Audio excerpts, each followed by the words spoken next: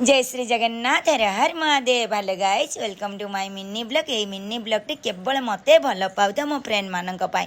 आज होची रजरे मो तरफ समस्त को अनेक अनेक शुभेच्छा शुभकामना। हैप्पी रज। देखो मु सजबाज ही पहुंच गली पांथ निवास रे। आ मते तो दोली खेलवा को बहुत भल लगे।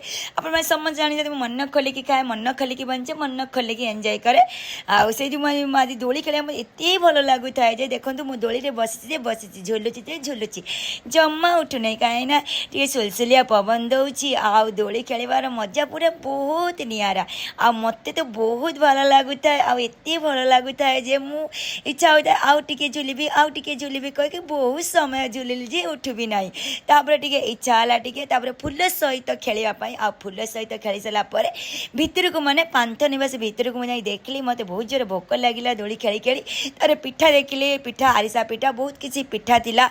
आ मु से पिठा भितर गोटे पिठा मत जोड़ा भल लगे टिके माने से पिठाटा मु आनिली। आउ देखो पूरा एकदम आरिसा पिठा मु खाऊँ केते सुंदर टेस्ट अच्छी। आउ कहले न सरे ता सहित केते प्रकार भेराइटी पिठा मिठा सबू लगी ता सहित पान पान खाइबिनी रजरे एमती केमती हम पान गोटे आणिक आगे खाईदेली। ताबले चुलबुली टिके मत टे भल लगे एवं सब टिके अनेली। तापर आसिकी पुदीना लेंबू पूरा एकदम गोटे जूस पीदेली कहीं पिठा खाई मिठा खाई। आ पुदीना लेंबू जूस पीदेले माने बहुत माने फ्रेश लगे आ बहुत भल लगे भी से शॉपिंग करने इच्छा है शॉपिंग करदेली।